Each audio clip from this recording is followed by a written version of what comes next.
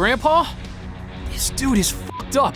You can't always describe Goichi Suda and Grasshopper Manufacturer's games, but you know them when you see them.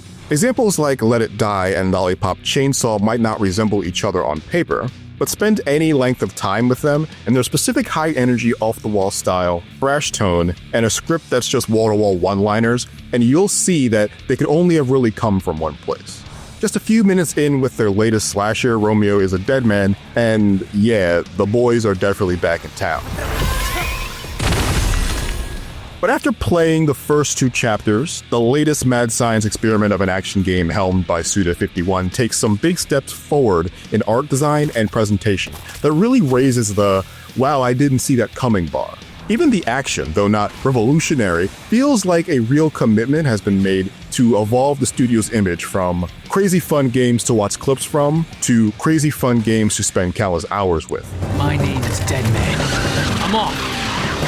Take off! There are a lot of Grasshopper-style things that are to be expected in Romeo Is a Dead Man.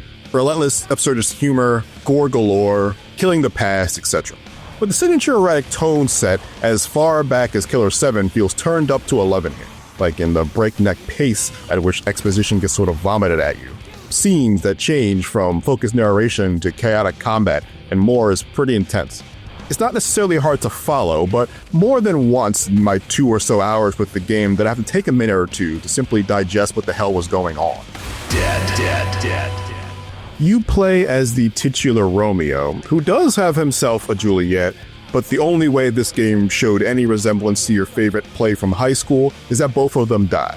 Romeo is a deputy sheriff who gets his face ripped off by an interdimensional zombie ghoul and is transformed into some sort of space sheriff Goblin-style superhero that keeps him in a state of undeath and is drafted into some sort of space-time division at the FBI to hunt the sort of monsters that tried to kill him.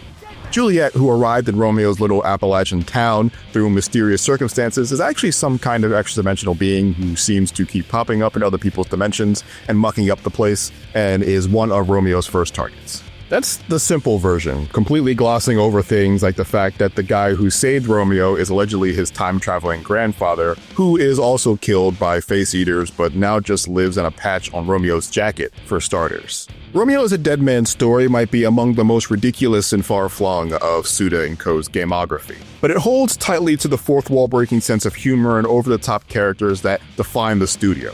It's relatively easy to follow, and told in such a way to purposefully cast doubt on if what you're attempting to decipher is even real. But it is engaging, if not always well written or acted. Even then, it's told through a collage of mixed media that really kept me enthralled. Okay, Romeo, it's time to fight!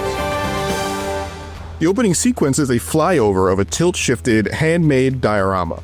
From there we transition into a standard cutscene rendered in full 3D as one would expect, and then the next scene might be a vividly detailed comic strip.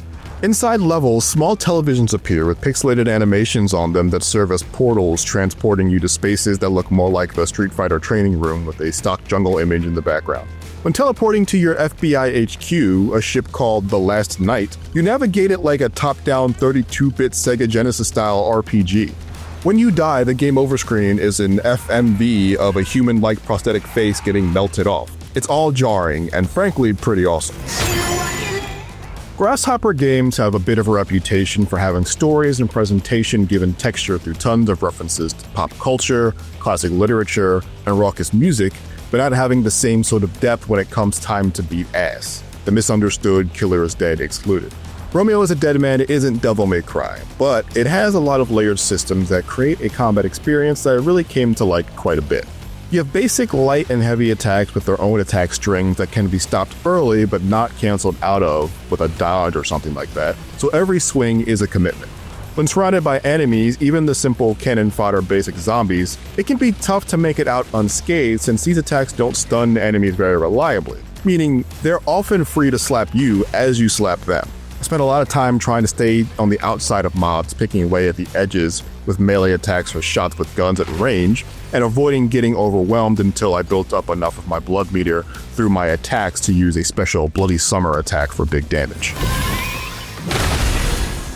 This pretty simple loop was a bit of a letdown for me early on, as Chapter 1 lacked attack and enemy variety, or really any challenge or pushback at all. And if I would have stopped my time after slaying the pretty straightforward end-level boss, a towering giant spawned after a Juliet clone ripped her own head off and threw it into a campfire, I would have missed the metric ton of new stuff that drops right after that, and that gives Romeo so many more toys to work with. After flying back to HQ to report a job well done, I could buy more and different weapons, all which add their own sort of approach to regular combat and could be swapped between in the field. I don't think the melee weapons forced me to change my playstyle in a way a heavy greatsword, set of robot gauntlets, and a spear that split into dual blades should, but the range weapons did. The pistol, shotgun, rocket launcher, and machine gun all forced me to work around their strengths way differently if I was going to choose to lean on them. Romeo Is a Dead Man's weirdest and best feature, though, are the bastards. Zombies that you can grow like plants that have special abilities that you can equip to use in battle, like one that spits poison or one that blows itself up on enemies. This gives you so many more ways to control crowds and can keep your offense effective against a cohort of bad guys that also grow more deadly. Basic foes with guns, at least on the 3 out of 4 difficulty I was playing on, provided a significant jump in danger when they repeatedly shot at me while being tucked behind hordes of zombies. Mix that with the spicier sort of mutants that ram you with their giant tomato heads or scorpion-shaped bomb lobbers that leave toxic trails, and any given scenario could become a death trap. Even the second boss, a giant mutant head you fight between 2 floors of a mall food court, is a huge step up in quality from the first. Now, it's a pretty old-school action game. There aren't many nuanced mechanics like dodge cancels. There's not even a parry or a block, at least in the beginning. But I enjoyed the relatively simple push and pull of each stage with the systems that exist quite a lot, even if the camera became a monster on its own. With everything properly in frame, things still get very busy on the screen very quickly, mostly due to the truly egregious levels of blood and particle effects that come off of enemies as you slash them up.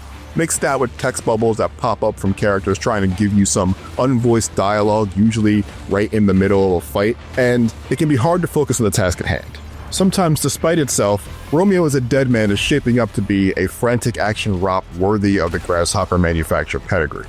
Its somewhat traditional action mechanics don't really test your reflexes and make an underwhelming first impression, but does pay off patience when rewarding good positioning and smart use of your bastard skills to get a leg up on the more eccentric enemies past the first chapter.